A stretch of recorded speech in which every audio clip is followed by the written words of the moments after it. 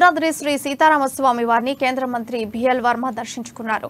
భద్రాద్రి కొత్తగూడెం జిల్లా పర్యటనలో భాగంగా స్వామివారిని దర్శించుకున్న ఆయన మొక్కులు చెల్లించుకున్నారు. ముందుకు ఆలయం వద్దకు చేరుకున్న మంత్రికి ఆలయ అధికారులు మంగళ వాయిద్యాలతో ఘన స్వాగతం పలికారు. అనంతరం ప్రధాన ఆలయంలో ప్రత్యేక పూజలు నిర్వహించారు.